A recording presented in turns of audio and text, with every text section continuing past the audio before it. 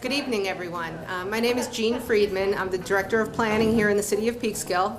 Welcome, and I'm glad you all came out to see this presentation we have. This is the first public meeting to discuss the proposed streetscape improvements for an area in downtown fronting on Brown Street, South Division Street, and Esther Street. It is in two phases, as the consultants will explain. The city received several grants for this project. There's actually two different grants, and that's why it's in two phases. One grant will proceed quicker than the other, which will be explained. The designers, Chazen Companies, will be doing the construction documents, and the grant is also for construction. So it is a complete package that will be finished, which is nice, hopefully.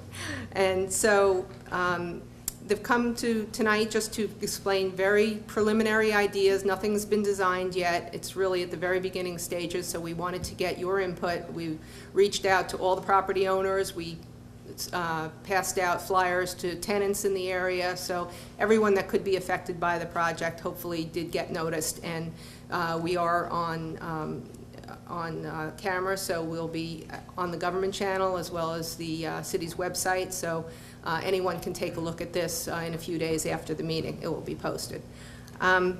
So as with all grants, it seems these days, it's always a very limited budget, which is always difficult to work under because you have great ideas, you want to do a lot of new innovative things, but really we're pretty much looking at this as a pretty much a basic streetscape project. You see the rest of downtown with decorative lights and trees and curbs and sidewalks and et cetera, et cetera. So that's kind of the idea for this. Nothing to go crazy about any new ideas, although we'll try to come up with some ideas that fit in the budget, but it really is pretty a basic streetscape project. So that the consultants will fill you in on the rest of the things that they've been thinking about, and after that we'll have some questions and answers. So I'll invite Chris Round from Chazen Companies up, and he'll run through it with you. Thanks, Jean. Yeah, we just have a really brief presentation for you. Small crowd, so we should be able to have some Q&A that will be productive, I think. With me tonight, on my right, is George Conk. George is the project engineer, and George may be a familiar face to some of you. George is here regularly on Thursdays and assists with like the planning board reviews and interacts with the city staff. One of the lead designers is Andy Rimp. Andy's our registered landscape architect and has handled the creative side. And as Jean said, we'll try to keep him in check as we move through this, but appropriately so. Just really quickly, we're going to just give you a real brief overview. We'll talk about some key design elements, show you this concept which you've seen, which is really an image that was developed in support of the grant application, and then we'll talk about schedule and contact information. So this is the overview. As Jean said, it is in two phases, and the boards show those two phases on here. The phases correspond to two different funding sources. So the phase 2 section is the state funded portion, and the phase 1 is the locally funded piece. The goal, as Jean said, is really about pedestrian improvements, improving the sidewalk conditions, and then those things that complement the street, the crosswalks, addressing some of the other aesthetics, the lighting and landscaping, and we'll speak to that. So I think we just walked it before we came. Beautiful night, really busy activity, a lot of investment, and I think that's what we want to build on, is the investment that's taking place in the downtown. Some of these images are a little dated, but I think one of the reasons that the city was successful in winning some funds is that because it's in need of update, the roadway, the curb and sidewalks, and there's some tripping hazards out there. There's certainly some aesthetic improvements that we can make that will complement the private investment that's occurring along there. Andy will talk to you about some of those specifically, and I won't jump in. I think Andy's going to transition. We're going to tag team you here tonight. We'll get everybody speaking, but Andy's going to talk to you about some of these images that you saw, some of the key design concepts, and take it from there. All right. Yeah. Thank you, Chris. In general, tonight's about taking a concept that was done for the purposes of the grant award and come in the city and stand closer to Mike. Here, commend the city on getting the funds to do the project. So tonight you'll see a concept and what looks like a design. I think it's important everybody make sure they understand is it's a concept that was used for grant purposes, and where we're at now is we're now starting design. So although you have the two boards here and what you see next looks like a pretty picture, almost done. There's no real preconceived notions besides what's kind of the key elements in the plan. So as far as the key elements, one of the main things that should be, at the base of the entire project is the pedestrian safety and the circulation of people. It was interesting, the existing photographs that we just had up there wasn't a person in a picture, and there really wasn't any cars moving. So it was either really good photography at times, or it's totally different than it just was an hour ago. We were just there, and there wasn't a parking space to be had at this particular time, so I understand that other times there is. We're going to learn a little bit more, in each of you as landowners and people that are affected by the street. You know more than I do today. I'm not up here to profess that I know your streets better than you, but that's at the key part of everything is how do we have pedestrians and cars interact in this corridor? How do we cross people across the streets? There's some really wide crosswalks, so we have some notions. As you can see in the one picture in the upper left, prototypical curb bump out that you would do to essentially shorten the length and the time it takes somebody to cross the sidewalks. And that's part of the traffic calming. The corridor beautification, you have a lot of nice architecture, a lot of nice buildings throughout the corridor. There's a lot of different type of pavements within the city, and even through this corridor, there's probably 12 shades of concrete. There's probably 4 or 5 different types of pavers throughout there. Part of it is the beautification is really the unity and the harmonization of all of that. But you have a good precedent that the city's kind of already established with some of these paver strips and the sidewalks, so we're kind of going to expand on that and design and evolve that through the process. The lower left picture is another example of using green infrastructure at the curb bump outs for stormwater management, and it adds a different piece of character to the landscape. I notice you have one further up on North Division Street already.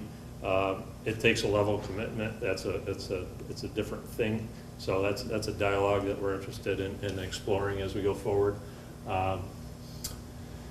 ADA improvements, some of your sidewalk connections are pretty good. The striping's all worn out, but that's a temporary painting thing. But some of your crosswalks are well suited. Some aren't. Some of the ones that aren't are near the apartments where there's more senior folks around there. So your sidewalks have pretty nice pitches. Some projects, when you look at streetscapes, the road's been paved 800 times and your curb's about this tall now, and now you're trying to figure out how do I fix the sidewalks and get some curb, but now everything's pitching back to the building, or it doesn't have the right cross slopes for accessibility and all that. You have good bones and good fabric to work from out here in general. There's a couple of tricky spots where it kind of tails off at some of the intersections, but in general it's pretty good. Landscaping street trees, part of that beautification, you see a lot of green dots on the plan from the concept, and street trees are really important. They're aesthetic, but they also have a function in the urban environment when it comes to health and ecology, and even kind of mental frame of mind. If you have a tree-lined street, there's some dynamics with them as far as we'll walk around them, through them, sight lines, things of that nature. But I think there's opportunities to add more trees to those landscapes. You have a few spots specifically like on Brown Street by the public parking, you have some older sycamores that are there. Those are really, really neat parts of the landscape there. So we'll look at how many trees can we put in and what value do they bring to you. Pedestrian scale lighting, there's a mix out there of kind of the old Cobra head lights, and then some of the historic kind of post-top acorn lights. The city's got some standards associated with that, so we'd look at bringing kind of the pedestrian scale lighting down. Lighting has changed. It's one of the parts of the industry that's changed a fair amount. You can now use, the LED lighting has come where it used to be at a premium. You couldn't really afford, most people in trying to get grants, and you're trying to squeeze every dollar. You couldn't necessarily afford the LED lighting. But it's come a long way, and the price point's coming down, so you can get a lot better quality of light. There's a little bit of difference in LED lighting and the perception that, you know, I've been through the process where people don't quite understand that the light kind of looks brighter, but it's because you're actually seeing clearer. More scientific than that I can't be at the moment, but you know, it'll be a real improvement. It's a market improvement, and it actually helps really set off a corridor and make it even more attractive at nighttime, because we're talking about making, you know, the beautification and the attractiveness for the businesses and the homeowners during the day, but then also at night. And the LED's got a lot of good control, so you can kind of capture that light spill so that you aren't aggravating tenants, because the lights are 8 feet from, you know, your door probably. We talked a little bit about green infrastructure. The grants, as Gene mentioned, have a certain cap of amount of money that we can spend, and part of our task at Chazen is how do we help you guide through that process to maximize the dollars and build the most improvements that we can. And part of that's green infrastructure, some green infrastructure, by meaning that it's porous pavements, it's permeable pavers, it's planter strips, tree grates that have drainage components in them that are connected to the systems. There's some of those that come at a premium and some that don't. So we're going to look at kind of all of those, what's the maximum value from an environmental standpoint and a financial. To move ahead, Chris, did I get it right? Okay. So as far as what elements that we're considering are in the plan from the grant, what I'm going to do is go through what elements were in the grant, because we haven't had any other preconceived notions as of right now than what's in the grant as far as what would be included. So I talked a little about, is there a pointer, Chris? Yep, okay. A little bit about a curb bump out. For traffic calming, there's the intersection here of South and Union that the grant contemplated putting 2 curb bump outs here to narrow this pedestrian crossing at this location, and also another one here at the intersection with South North Division Street here. So those you know, are kind of representative as a typical example here and in this picture here. If done, they're very successful. You have to look carefully at the traffic patterns, in which we will in the turn movements. You know, are heavy vehicles coming through here? You know, big trucks, big swings, or is it just cars? That type of stuff. So, so that's one kind of key element. Crosswalks, there's a city standard basically. It's represented close, you know, in close representation here for stamped colored concrete crossings instead of the painted 2 lines that you have out there right now. It's more informing and more alarming to the vehicles to make them stand out more than what you have out there. They're a little bit more permanent by having true color bonded through. You don't get the wear out of there. So that's kind of a city standard that we're pulling in. Some of the other city standards are like your trash receptacles that are out there, your parking meters, things like that. We'd look to either replace or hopefully actually just refurbish a lot of those, you know, so that you keep what you have and maximize your dollars on the other improvements. All along the street, basically what we're talking about, and I should have started here first, is curb line out towards the buildings as being the work zone primarily. This isn't a paving of the road project. This is taking the curbs, looking at the curbs, the ones that are in poor condition and need to be replaced, replacing those, the concrete pavement and the pavers behind them, replacing those up to the building. The objective is to basically go to the front facade of the buildings or the back of the sidewalk. For instance, in the vacant lot here, it's kind of to the back of the sidewalk. Some of the concrete's new, some of the pavers are new, some of the curbs new. Obviously that would stay and we would blend into those items. One of the areas that is specifically pointed out to be changed, because what I've talked about so far is transformation of your streets by topical application and by improving the function through its form, you know. And what Esther Street's contemplation is putting bollards at each area, and since it's not used heavily as a vehicular route, to make that a pedestrian street or pedestrian space with bollards that can be removed so that it could be used for emergency access, fire apparatus, things of that nature, but it now becomes a public street, you know, a public venue space per se.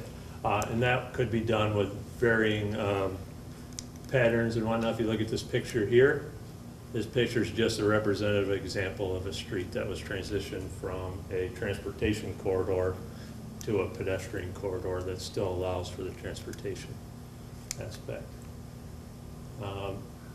There's devil in the details that we'll get into. Tree grates, tree pits, you know, what you have or what you see. There's, this example, it's hard to see in here. This is actually a recycled rubber. This picture is kind of close to the form that's out there in some spots with your paver strip and your concrete sidewalk and your tree pits. That's with a porous rubber surface around the tree. This is more of a monumental concrete pillar and curb, you know, an open tree pit with mulch in the middle. And this is more of your standard ironworks, you know, tree pit. So we'll get into all those details and try to, you know, work with the city too and the county on the maintenance aspects and all of those things. Tree-wise, you have some good trees out there. You don't have a lot of trees. The initial tree species that come to my mind are the London plane tree, the thornless honey locust, the American linden, and the newer disease-resistant American elms. American elms are the old stately tree that, you know, everybody had. Cities like Peekskill were probably all tree-lined, you know, at one point in time with the American elm, because it's a vase-shaped tree and it kind of keeps the understory and canopy open. So those are kind of the individual components. I could talk forever and probably bore people to death more than anything. So I'll stop talking about those. And we'll just talk in general on our schedule of the project. And anybody can interrupt at any point. What we're looking at is we are in progress with concept design. We're just starting. And so that's what our task is here today. Hear, listen, start. We've just been engaged with the DOT to understand their parameters and work through the process. Because the phase 2, as Gene mentioned earlier, this is a process that's run through the New York State Department of Transportation, whereas the phase 1 process is not. So you'll see a break in the schedule a little bit. Preliminary design report, we're going to design these as one project up front. You know, the last thing you want to do is, you know, have me design one and me decide somebody else at Chazen should design another. You know, it's one comprehensive solution for you. And then, because of the funding, in part, we're going to switch to doing final design and CDs for phase 1 for this area of Brown and Esther. And we're going to do that at a quicker pace because we have a little less administration requirements to do that. And with the goal that we can be looking at potential for, in the fall, starting some construction.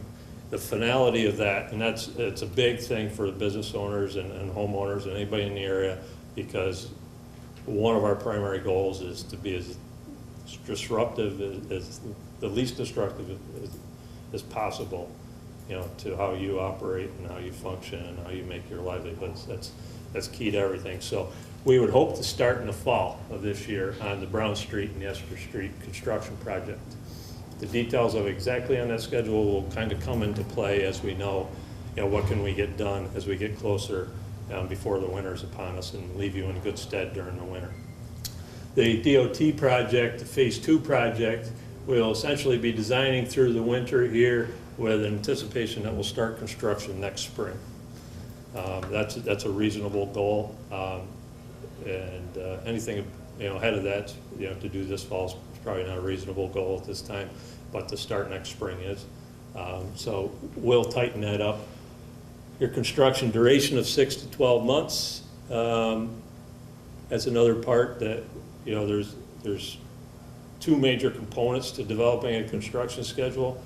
The first component is we want to do it as fast as we can to be as disruptive to the least extent possible. So we want to, you know, make the contractors move fast, administer the construction, you know, as expediently as possible. The other is you make them move too fast, the pricing goes way up and you get less for your money. So that's the kind of the balance that we work with. But it's reasonable to assume, I think, that, you know, at the end of 2016, you know, your project's done. Everybody hopefully is happy.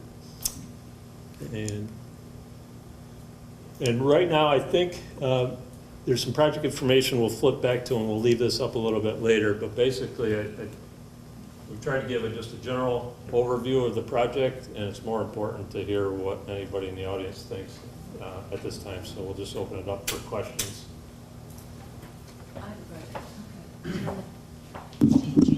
No, I'll be handing the microphone around to be on TV. Jean, do you remember what the name of the study was? Jean, do you remember what the name of the study was?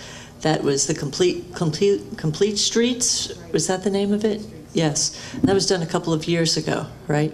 And I'm just wondering how that ties in with the report and ideas that came out of that. Have you been given access to that report? Actually, that was kind of a general report. It didn't focus, from what I remember, real specifically on Peekskill. So, I mean, we certainly would use the complete streets concept because we have bought into that that whole program and concept.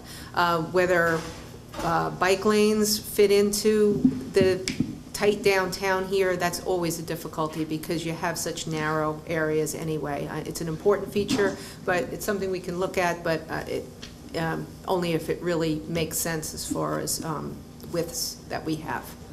So.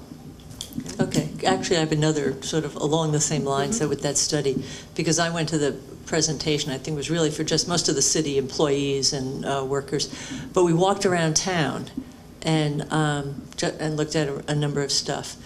But one of the ideas that came out of it was because of the whole idea of the yellow brick road being here. And I know that the city has used red brick or orange brick, but one of the things that had been talked about was sort of employing the idea of using yellow brick in the crosswalks and things. Yeah. Because of... I've heard that. Obviously, we have that already on Nelson at the library. We made that yellow because that's at the time that happened. We thought that was a great place because it's a very visible place and highly used place. Whether we do that or not, it's something we can look at. The problem is half of our crosswalks are now red, so if you mix and match might kind of be disruptive. People wondering, what does the yellow mean? Is that different something, from the... right? Yeah. Also, yellow doesn't wear very well. Yellow doesn't wear very well. Correct, it doesn't, right. So it's something we can look at, but we'll use our judgment when it comes to that. What makes the most sense as far as wear and tear is probably going to be the paramount because we don't have to go out and redo it. Yeah. Yeah. Thank you. Who else? Other questions?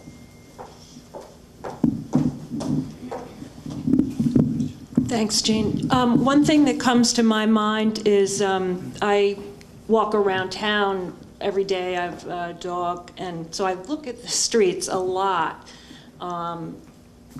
in many different times of the year, season, vacation, holidays.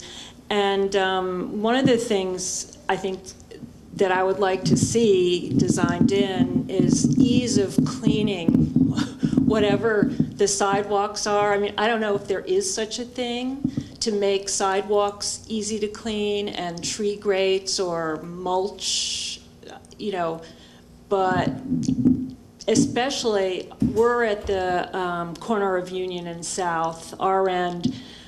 People don't have a whole lot of concern about throwing things into a garbage can at times, and that's just a fact of life around here, and it's just part of the culture. So is there a way to make it easier for us to clean and keep clean?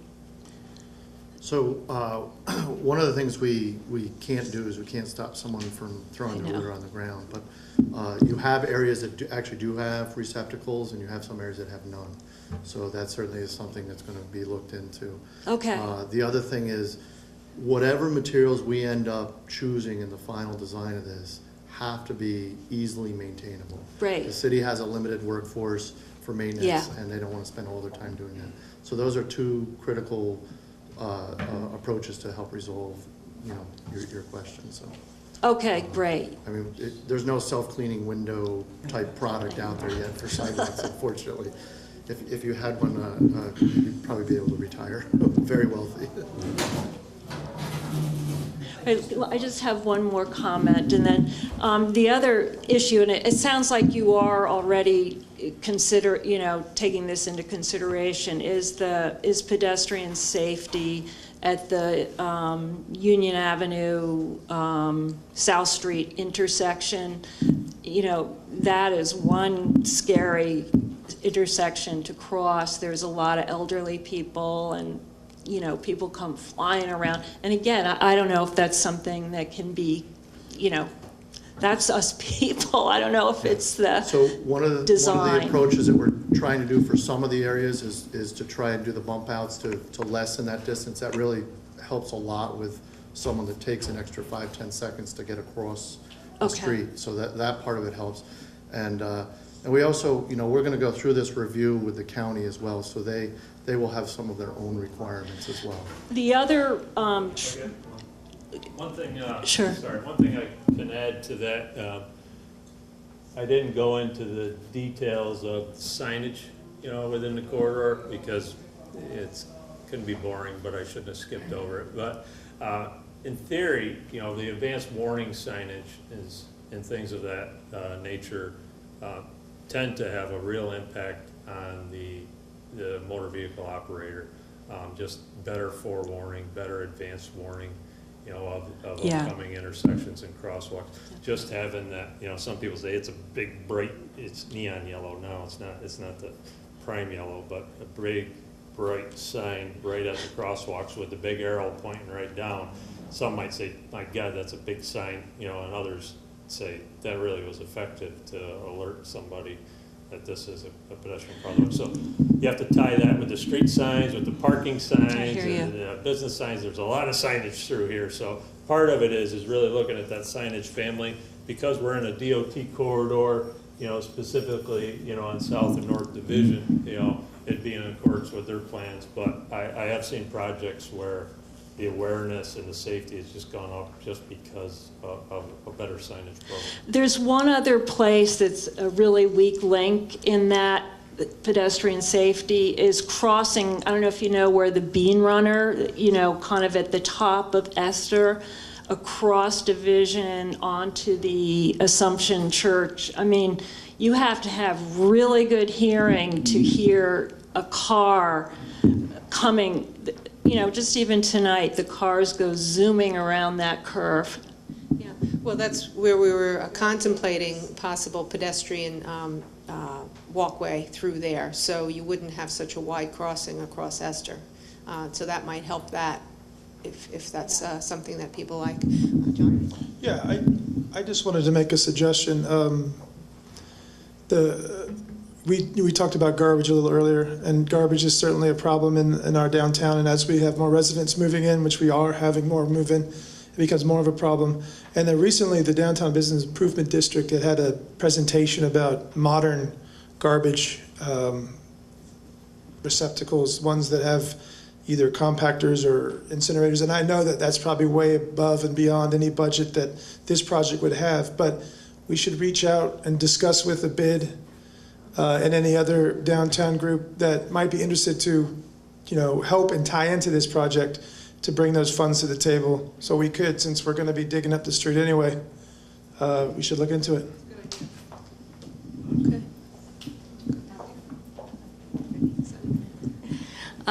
Okay, so I have the coffee house on Esther and Brown Street, and I do have a lot of concerns about Esther being closed to trucks that come in to bring and deliver goods to, I know the Bean Runner has people that drop stuff off, and I know customers use those parking spaces, so losing those parking spaces is a concern, as well as losing a loading zone that more than just me and Ted utilize.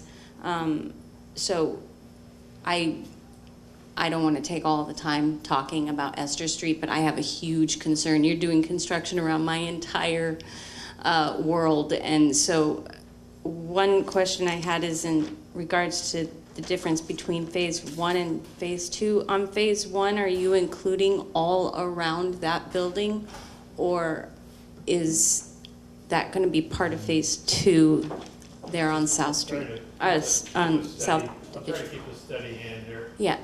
It's actually, the South Division Street is county road, and it's within the DOT's component of the project.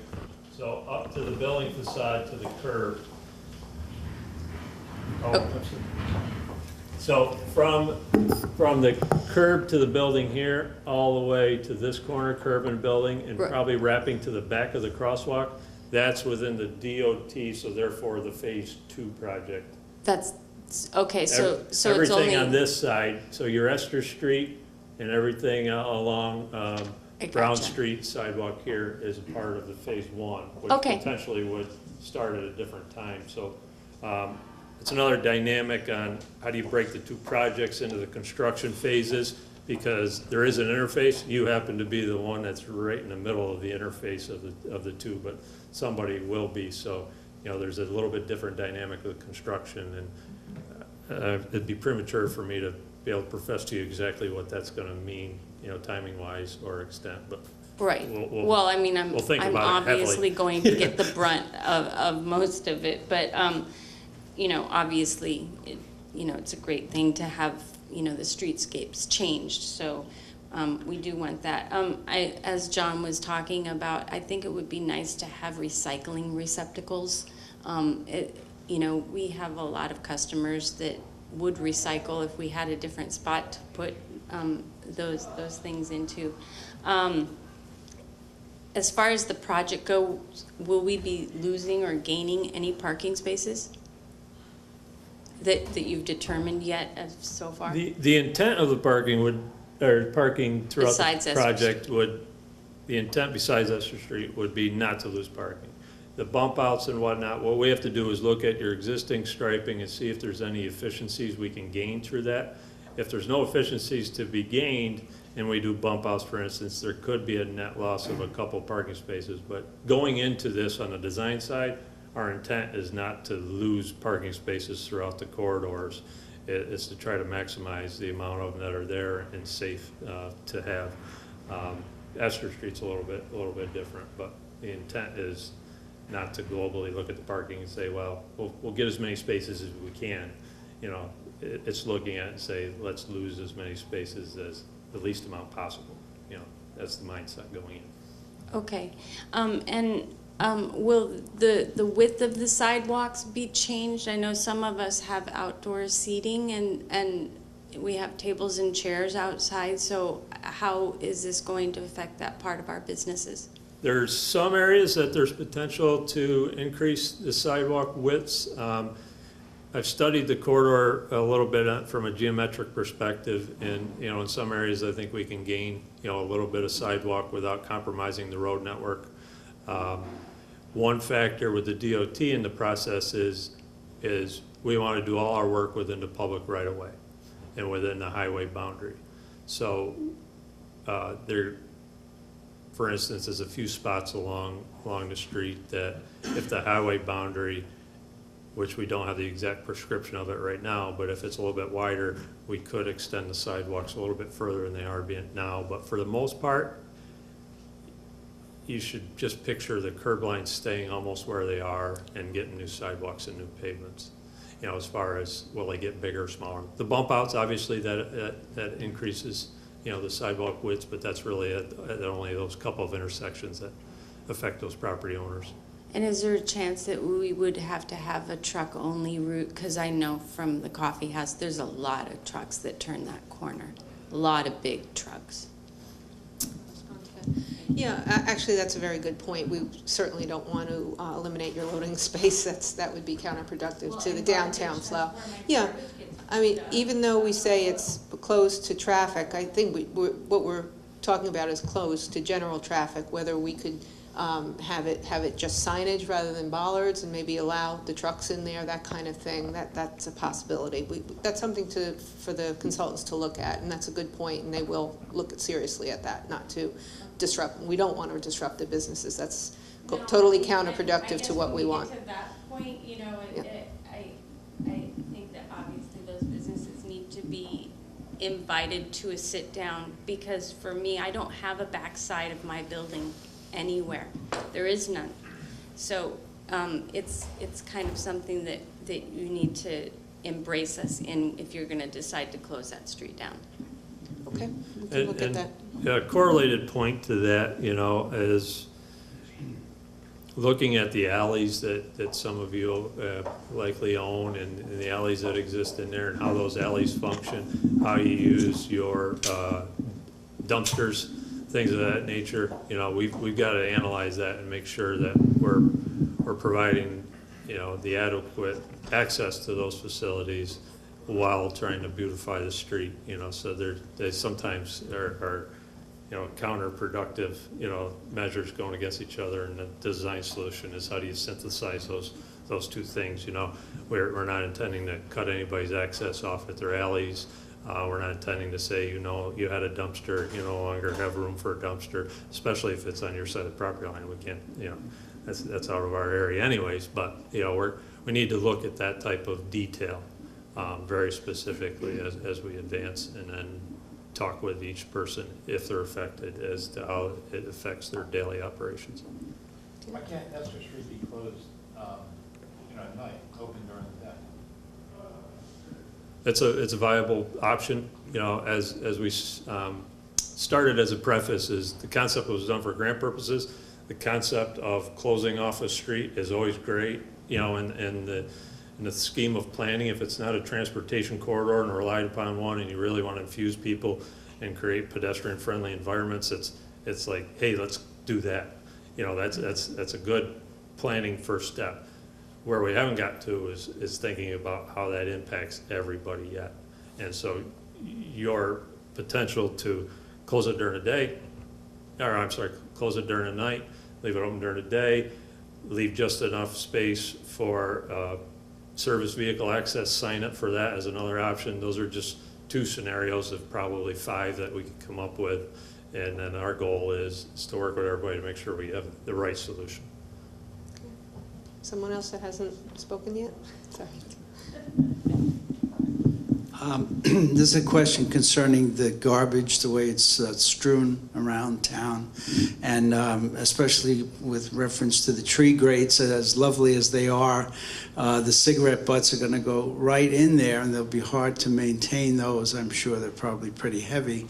And I'm wondering if you can work in conjunction with the bid to have the businesses put some sort of a cigarette receptacle outside their business, because people nowadays have to step out to smoke a cigarette, and rather than toss it in the street or on the sidewalk, they can put it right in this receptacle, and the business owner can be responsible for cleaning it up instead of the city. There's good precedence for that. The city of Troy just recently, their downtown bid just went through that same process as part of their beautification. Some of it was planters hanging off of light poles and banners, things of that nature. But one of the components was exactly that. So there's options for that. A lot of this is the participation of the business owners and the people that use the street. You know, what we're trying to do is create a better fabric for you in general, so that it functions better. And then the people that use your sidewalks and your streets feel like they should take care of them better, and it becomes kind of an institutional thing with both visitors and the business owners. Right where South Street runs into Division Street, the sidewalks on that side of the street get completely covered with water in a heavy rainstorm, and they're graded in such a way that they go right into the businesses there. I don't know if you all are going to address that, but Are you talking yeah, right there on that here? side of the street, right in front of the piano store and the restaurant on the corner there. But part of the problem is that there's a city drain that overflows, and it pours out of the ground about 2 feet high when heavy storm pushes the manhole cover off in the water, and there's such a flood of water there, it just completely covers that side of the street and goes into the stores over there. So I don't know if you're going to address that, but it'd be a good idea. I missed the area. Could you point it out again where he's talking about? Is it just right on the other side of the property boundary? Right in front of Okay. the Hudson Room, that Yeah. Okay. in between the Hudson Room and the coffee house, that manhole Okay. flies. That's in the project area. Okay, we can take a look at that. Yeah, the drainage, what this project is and isn't, in general, it isn't a transportation project. In general, it's a streetscape project. In general, it is not a stormwater management project, but it is a stormwater management project. Those components of how everything is draining and flowing are important. It's not a part of the grant to redo the city sewers along there, but individuals that are affected and that we can make something better through our project, we will look at it. If it gets too far outside of the corridor, I think then our project's gonna be limited, and there'd have to be another avenue for that. Okay. Anybody else who hasn't spoken? I'll get back to you, Kathy. Making you wait. Just on that, if it's just could be noted that if the city's going to undertake something to do with that storm drain, they do it at the same time. I don't know if you can keep that on a list of things to happen. No, absolutely. We'll identify things that one of our first steps in the concept design is come up with a real detailed design based on, previously prepared, concept. So, a real design. The other is to ground truth it on a cost perspective to make sure we understand how much the project can afford to do, come up with the priorities of the project that we can afford to do, and identify anything if it's important to the corridor, such as affected drainage, that maybe it can't be absorbed, that it is informed to the city so that maybe there's some other avenue, or at least the awareness of it. So we will look at that, yeah. The fellow who's opening up a new restaurant on my block was talking about bollards in Britain that go up and down at different times of the days that are automatic as far as Esther Street goes. And then, is there any traffic study in here as far as that light at the intersection of South Division, right? Intersection South Division and Brown is a very long light. It's a difficult corner to manage, but. That's why people go through Esther, so they Avoid it. So is there a traffic study involved, or can there be? There's not a traffic study involved in our project at the moment. The county has some information, I'm sure, that we're going to try to digest and download, but since it's a county, run roadway, everything goes kind of through the county on that. But we're going to look at it because we have to when it comes to the crosswalks. But as far as an actual traffic study, there is not one associated with this project. And just a last comment on some of the existing old lampposts that we have. They're not holding up all that well. Their paint, what they're comprised of. It's almost a white metal or aluminum. I don't know if it's a more durable lamppost that we could get than the ones that are in the already installed. Yeah, they're the finishes now. I mean, essentially, you have to get a powder-coated light finish, or else it won't hold. You'll see the flaking and things of that nature. In a generality, I can say the lighting industry's come a long ways, and every year there's a better product, out there when it comes to durability and functionality. What we have to do on the lighting, or what we should do, is tie that into everything else the city's doing in other areas, so that this corridor can be unique, but it also is a part of the core downtown. So we want to make sure what we do can potentially be an alteration that affects a precedent going forward. So there is value to that, but that's one of the things I spend a lot of time doing is selecting lights and trying to detail out those to make sure that A, they're durable, B, photometrically that they work really well, and C, that they're maintainable. One of the things we didn't mention with the lights is you have some Cobras out there that potentially would come down and be replaced. Con Edison is your utility provider, so we have to have a open dialogue with them and understand some of the potential tariffs they may have for decommissioning and replacement of their lights. But that's something that'll probably be in flux during the project. The intersection lighting has to be done well. The Cobras work really good for that, for safety, especially at your wider intersections. That's typically one of the advantageous parts. bump outs are really nice for lighting because you get to put some light a little bit closer to the intersection and the crosswalks. So it's a fairly detailed study that we'll undertake on the light. Two last questions. Will there be a meeting with the property owners and business owners in the zone to get information, or? Gene, do you want to? And what is a Cobra? The Cobra head is the tall street lights, your standard street lights that hang over the street, yeah. So as far as a public meeting, obviously this is the first public meeting with the property owners, a lot of you here. When they get into design, it certainly will be presented to the council at an open meeting of the council. So everybody's always invited to that. So we haven't quite decided whether we were going to do this forum or do a council forum, but it would be a meeting that the public is invited to attend, and it will be televised and on the city website. So, yeah, there will be another opportunity to see what they're doing. Yeah, I'm sure you're doing studies, but let's say each business owner knows what happens on each corner the best. You know, what happens in winter with the snow pile up, how the city, you know, so I think it would be a great thing to, you know, or what Howard pointed out about, or Sonny, about the water and the thing popping. You know, unless you're here in a downpour, you're not aware of that. Right. And it would be a good thing to be incorporated in how that sidewalk gets reconfigured. Well, certainly, Brent Van Zandt, our DPW city engineer, will be very involved and certainly will be able to give a lot of that input. But your input is welcome also. I'm glad you spoke up about the various issues that you have down there. That's the point of this meeting, is to hear the things that we may not be seeing as we go out there. So that's helpful. Thank you. Yeah, Kathy was just waiting a second.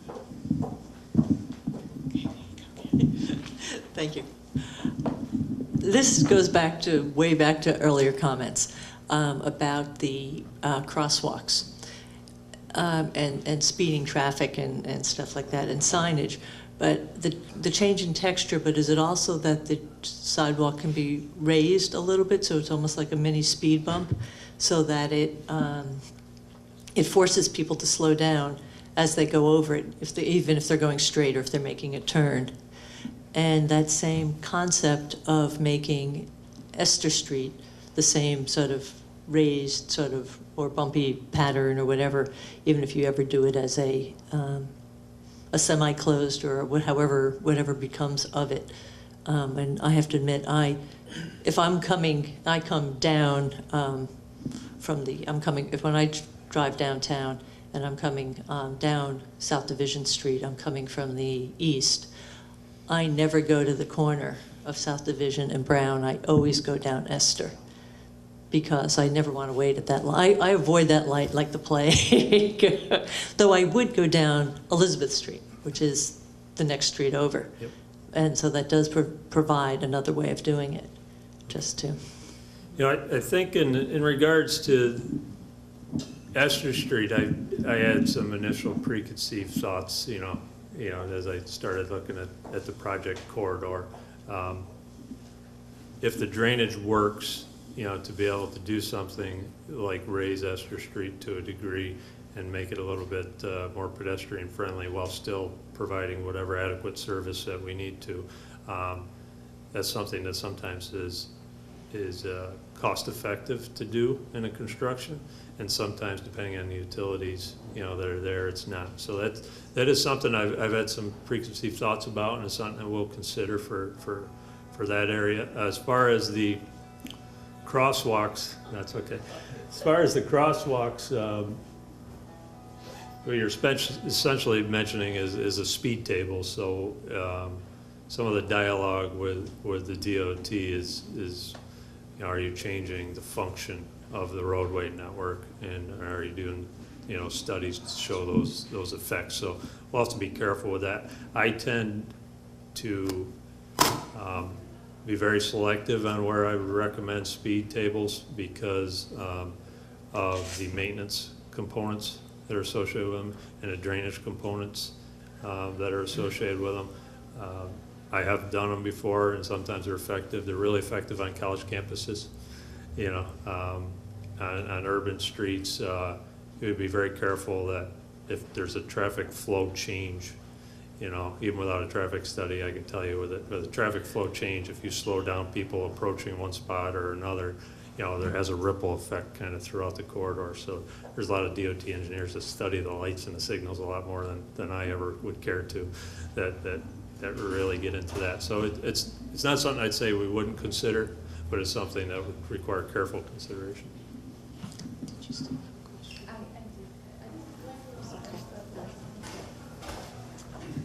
I actually have a couple of questions. One is, I know you guys look long and hard at species of trees. We had a couple of trees in front of our building. We're right on the corner of South and Union.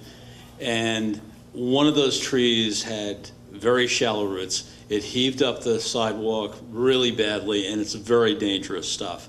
So that's one of my concerns, is that if with the species that are coming in, make sure that these things don't heave up those sidewalks again. And the other thing is this traffic flow business. Union Avenue into South Street is a really dangerous road. People speed down that hill, and we've seen a lot of accidents there. People have gotten hit by cars, and they crash into other cars.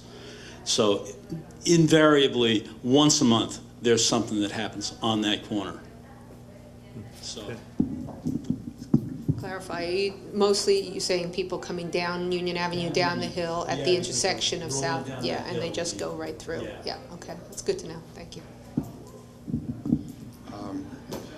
That intersection, again, the one at, the complicated one at South and South Division,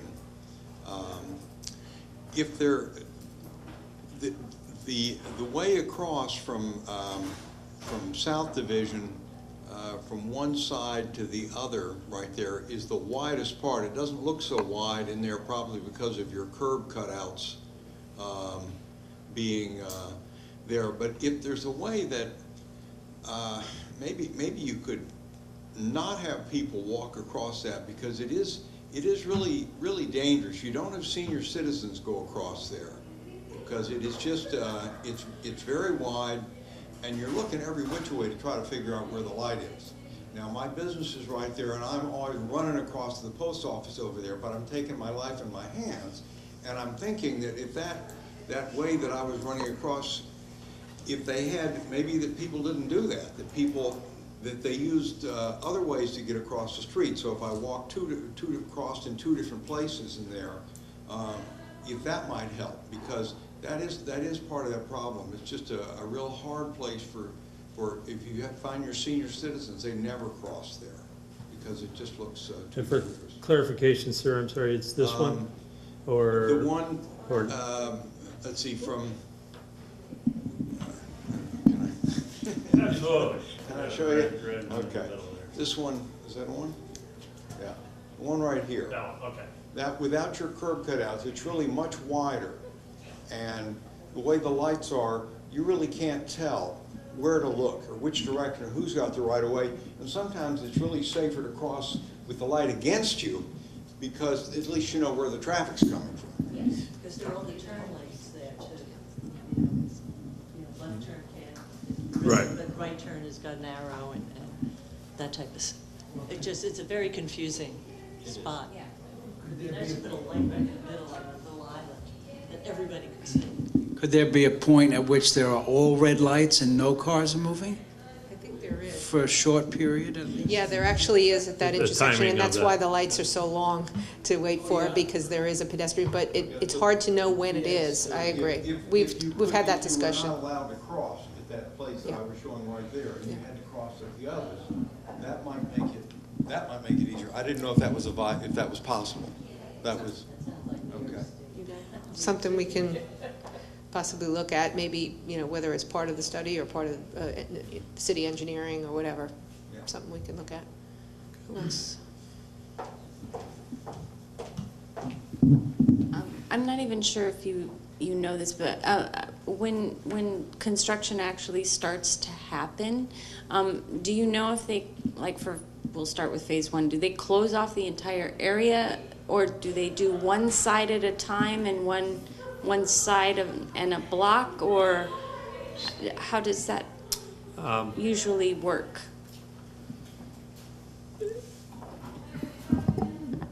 poor answer is it depends, and that's the real answer today. The real answer is the objective is never to close off traffic when you're doing streetscape and curb line. The objective is to close off the parking, the parallel parking that's by there, and have the contractors limited to working within the confines outside of the roadway, so you're constantly keeping the traffic moving. And then you have a lot of temporary pedestrian crossings. So in general, the way construction wants to work from a cost perspective is doing similar trades. So the way it likes, the way the dollars like to be spent and the way the contractors like to do their stuff is to do all of the curb work at once, to do all the demolition works at once of the sidewalks, to pour a lot of concrete in a few days' time. I have worked projects block to block and one side of the street to the other with success.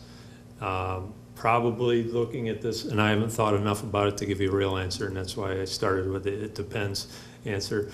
But in a corridor as busy as this one seemed, it seemed like it's more probably it's probably going to be that you're going to be on one side of the street and then the other, at least while you're in the street and doing the curbside stuff. Because we have to keep pedestrians moving down your streets as well as the cars. So we have to make sure that we don't just have a beat up gravel path, on both sides of the road at the same time, for instance, and there really isn't a good accessible route. So typically it'd be one side of the road kind of block by block, or it might be all of South Street on the south side and then all of South Street on the north side. It could be that you do all the curb work and then you're tearing the one out, and while you're tearing the other out, you're tearing the curb out, but the concrete sidewalk's still there for people to use, on the other side. So we won't know that until we get further into it, but the overall objective is keep people moving and keep cars moving in a safe manner. There's a lot of people down there. I mean, your initial photographs didn't. No, they're nobody. I got I got 200 of them that are much better today and show a lot more activity. Yeah, it's quite busy.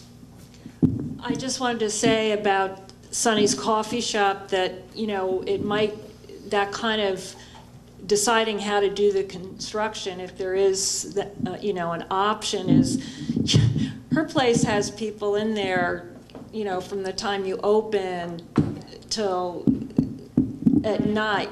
Yeah, and it's mobbed. So whereas other people's, businesses or residents are different, and I don't know if you'll have that luxury to, kind of tailor the construction to the business owner's needs. But that building is a big problem.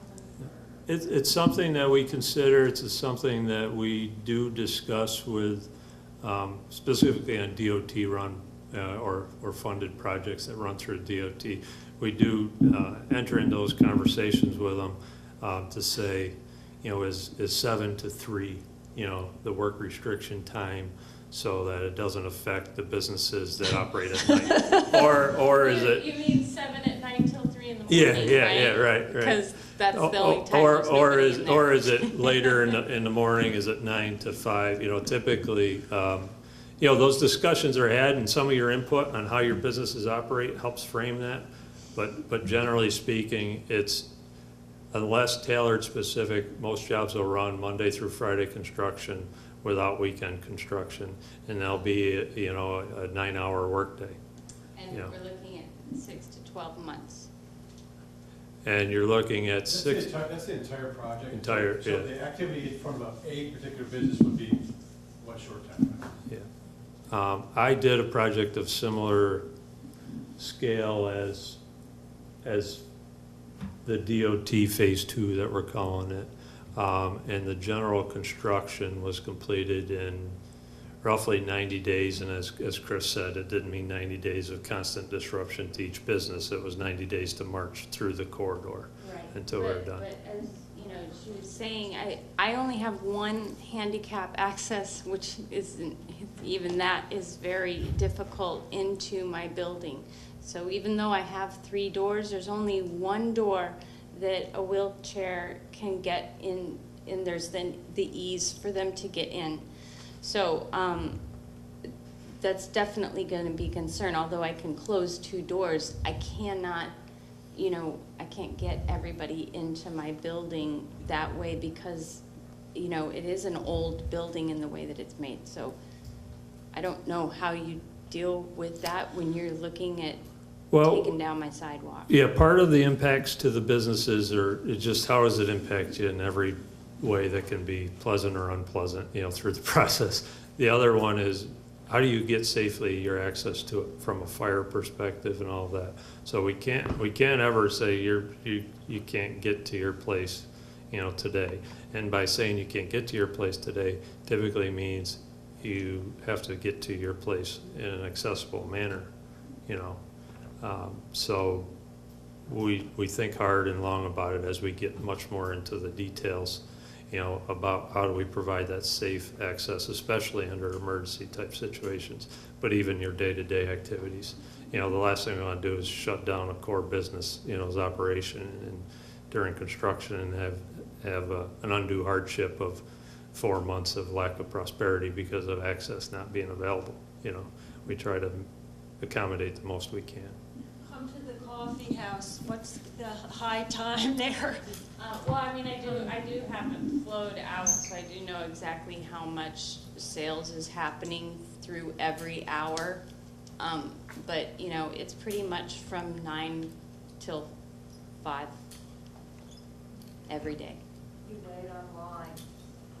The coffee house is out Village Green. It's real.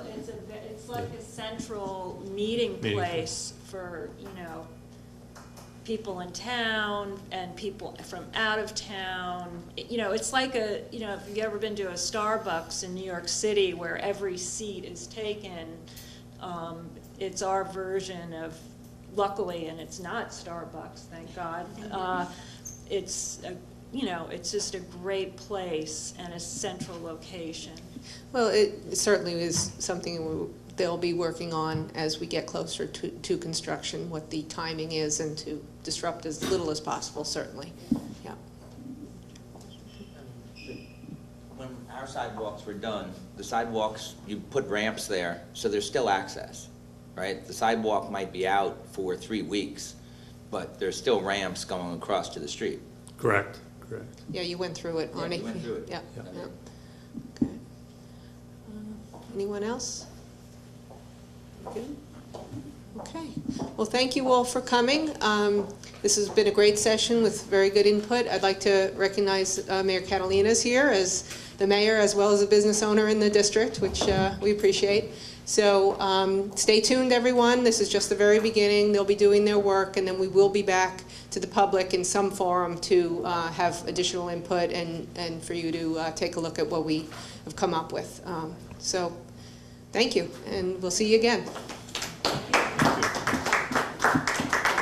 Hi, I just wanted to mention again that we are having another public meeting on a different area of town. This will be the waterfront area. This is our local waterfront revitalization program that is being a plan that is being updated for the waterfront, and the consultant will be having their second workshop to gather public input. That meeting will be June 16th in this room at 7 o'clock, 7 to 9 p.m. So we hope you can join us for that also.